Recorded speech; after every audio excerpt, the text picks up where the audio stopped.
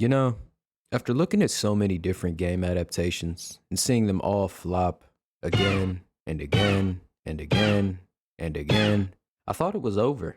I thought that there might never be another game adaptation that'll make the cut. That was until this year. I've regained hope.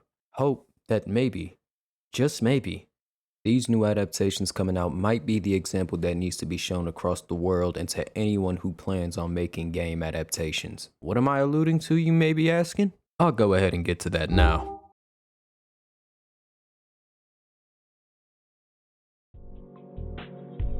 Sekiro is one of my favorite games because of its diversity and the most odd shit you could ever fight.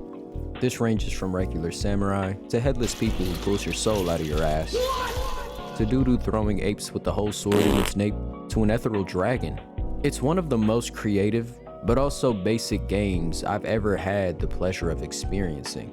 That is, in a sense of fundamental combat understanding, not the actual complexity of the bosses. Them shits are fucking weird. I genuinely see no way of this adaptation somehow being as bad as like Devil May Cry or something along the lines of that. Judging from the trailers, it seems like these guys played the game and actually understand how Wolf as a shinobi moves and fights. And I mean, that is mainly what he does throughout the game. It'd be surprising and extremely fucking stupid if they pulled an ass string similar to Devil May Cry, which if you couldn't tell, I genuinely fucking despise. But I genuinely think it's impossible because of the nature of Sekiro.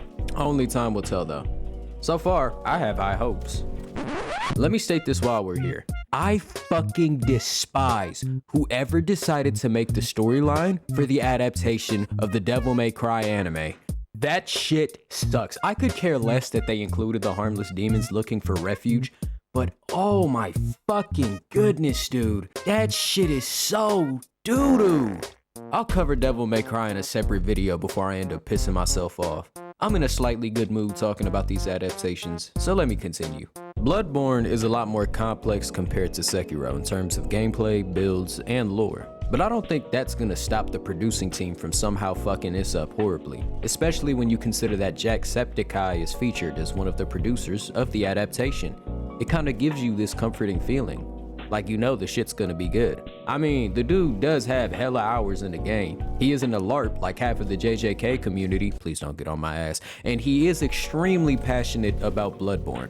I think it's gonna be real fucking hard for them to somehow pull a Devil May Cry. That's the last time, I think. But seriously, I do imagine it'd be extremely hard to mess up the lore implications in the overall storyline of this adaptation. The only thing I'd imagine being a stump in this adaptation is how they're gonna adapt the role of the hunter, especially since builds in this game are a lot more in-depth compared to Sekiro. Unless it's taking the place of another hunter, which I could definitely see happening. It would open the playing field for creativity in this storyline as well, and it would open up the playing field for character depth and lore. But hey, only time will tell. Now, knowing Resident Evil, you probably think the live actions in the other animated films are only aura and hype moments, which, I'm not gonna lie, they definitely are.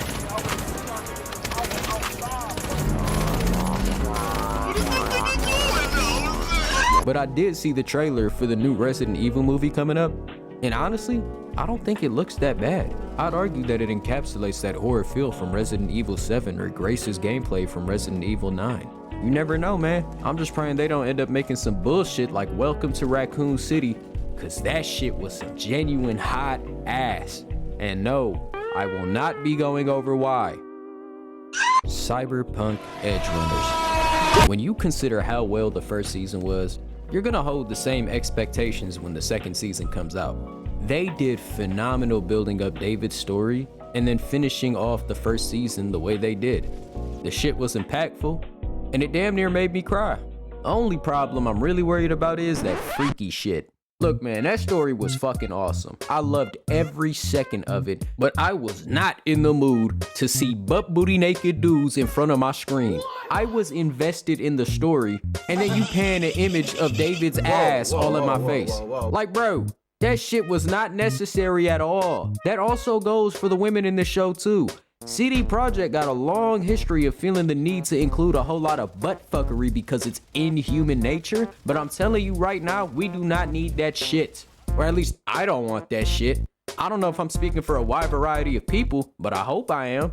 I do remember seeing the tease of Ghost of Tsushima coming out, but I'm not gonna lie, there isn't really a lot of information on it, and it's based on the Legends game mode, which, I'm gonna be honest with you, I have no idea what the fuck goes on in there. So, yeah. Anyways, that's about it. I apologize for the inconsistency. I'm trying to get better at it, but, you know. But I do hope you enjoyed this video. And if any of you want to hear my thoughts or opinions on a topic, feel free to comment them down below. That's it. See ya.